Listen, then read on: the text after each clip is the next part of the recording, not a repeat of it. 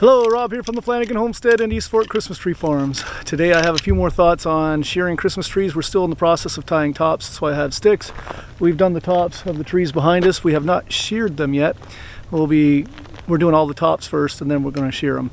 A couple things though, I shared with you that I bought a bunch of bamboo sticks, 18-inch long from Kurt Company. And we bought 250 of these and we were about to run out because unfortunately we have to tie a lot of tops. And these are nice firm bamboo sticks. Kurt Company, I think they charge for 250 like $35. Don't quote me on that, I may be wrong, but it wasn't a lot of money.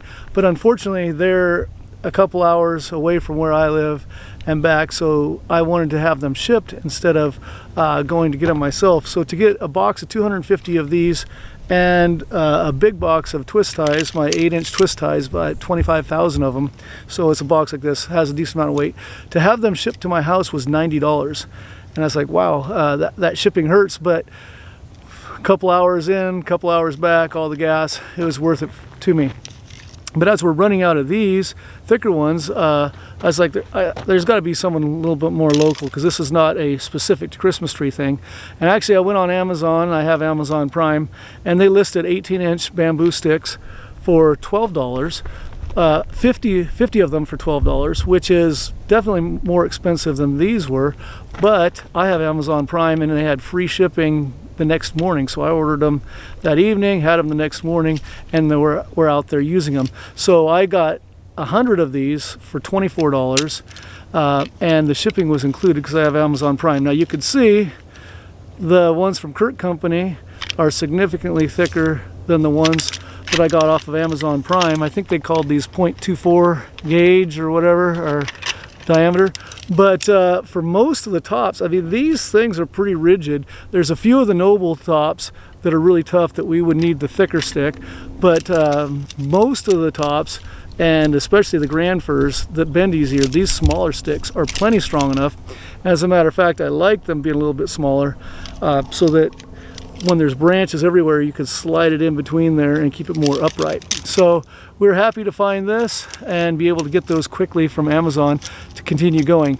If you've watched the channel, you know that for years I've been using 18-inch or 16-inch long sticks that are just Doug fir cut, because I'm in the Pacific Northwest. Doug firs everywhere. I got a table saw and I just cut them like 3/8-inch squares and use those, and that works great too. But the bamboo, there's different places to get it, and Amazon puts it on your doorstep really quickly. Another purchase we just made is a pole pruner from Stihl. It's a Stihl brand, so it's a nice quality one. This one is about 7 feet long.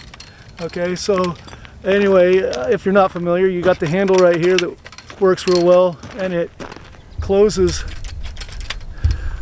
the mouth so that it cuts right there. This is a good quality brand. We've got Stihl. We can replace all the parts at the end if we want. So with tax here in Washington State, this was like $133. And you might say, you've had a Christmas tree farm for 22 years and you haven't had one of those?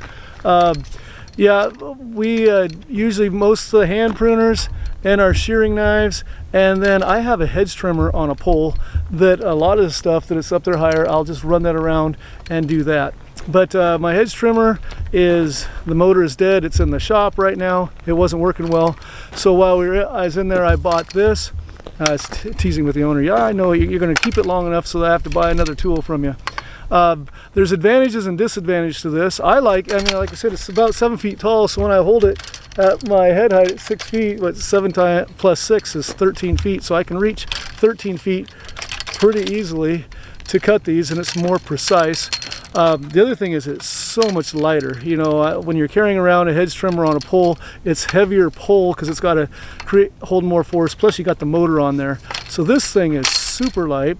And then the other thing is, if I want to carry my blade with me, they're both light enough that I can just hold my blade in my hand and do this and move it around. Because if you haven't done this before, sometimes you want to have so many different tools that you're going back and forth grabbing tools. But this is easy. I have this pruner in my belt and we're ready to go. Another thing I like about this pole pruner is it helps you keep perspective.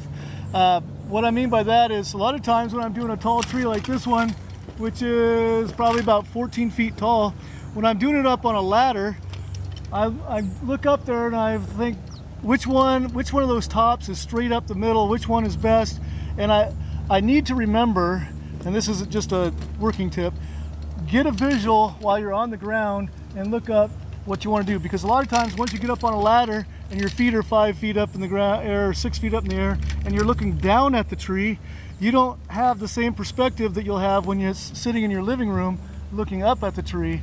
So you really need to, before you go up the tree, take a look and get your perspective on what you want to do. The nice thing on this tree is if I was to get a ladder, I'd have to go up there and try to remember the perspective, but on this tree I only need to make a couple cuts to get this top right, and I can do this from the ground, keeping the perspective, which one is centered up on the trunk best, which one looks best, and how far back do I want to cut it.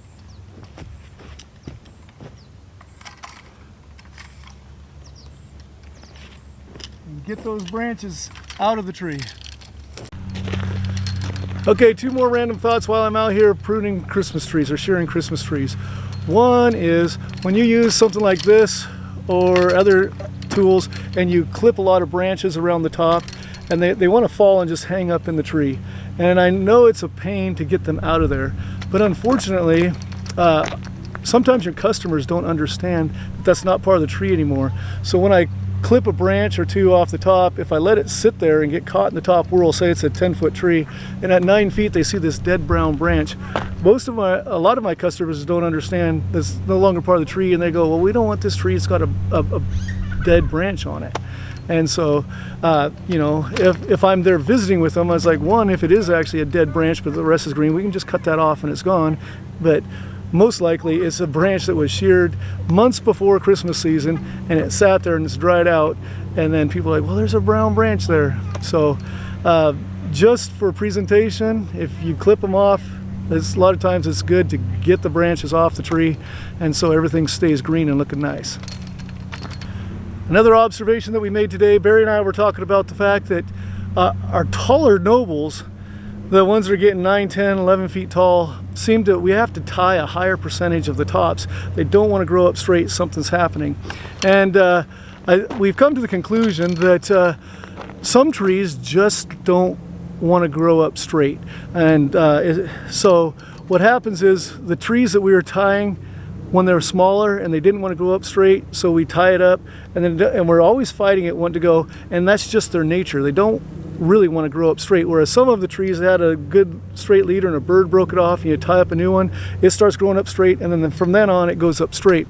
And the reason that we have a higher percentage of tall trees that we have to tie the tops is, as you can see behind me, I have in this field section right here, you can see most of our trees are really young and really small because we've really been picked through, and we need to get we need to get our larger trees back in here. So the large trees that are here are the ones that have been left behind. There's a reason they're left behind, because all the other ones were nicer than them, and so nobody wanted them. And a lot of times it's the tree that started to grow this way, we turned it up, and then it wants to grow this way, and it just hasn't cooperated. And so we're talking about the fact that this year, if some of these don't sell, the ones that you could tell that we tied year after year, we're just going to cut them down, get them out of here, and start with a new tree. And last observation today on Christmas tree shearing. So you like to work up and down the rows, and both Barry and I have noticed there's a tendency to wander. You need to fight that tendency so you get all the trees. But so I like to go down the center of 2 rows and work the trees on both my right and my left as I go down, because I'm carrying a ladder, which the tripod's on right now, so I can do the taller trees, and I'm carrying other tools, and instead of carrying the ladder back, I can carry the ladder back and forth half as many times when I'm doing 2 rows instead of 1. But what happens is you're between two rows of trees, a tree here and a tree here, you start working around the tree on this side, and then you think that you forget that you're supposed to be on the left side of the tree instead of the right side of the tree when you keep going, and you move yourself over. The other thing that also happens is I have the blade with me and my shearing knife, and we've got some thistle growing up here and there, and so I go and start whacking the thistle down, and I chase a little thistle, and I find myself out of the rows. And so this has been happening for years. I need to remind myself, get those 2 rows, don't wander over, and miss them, and then so I get every tree. And sometimes, you know, we get to the end of to Christmas tree harvest season, it's like, who did this tree or didn't do this tree? And it's because we got halfway down the row and then shifted over a row, and then so there's some trees that didn't get done. Well, thanks for joining us at East Fork Christmas Tree Farm, where we grow Christmas trees, mostly nobles, Nordmans, and grands, and we also grow a fair amount of thistle, unfortunately. Thanks for joining me on the Flanagan Homestead, where Christmas trees are my business, teaching, including horticulture, is my job, and outdoor projects are my passion. Hope to see you again soon. Be blessed, everyone.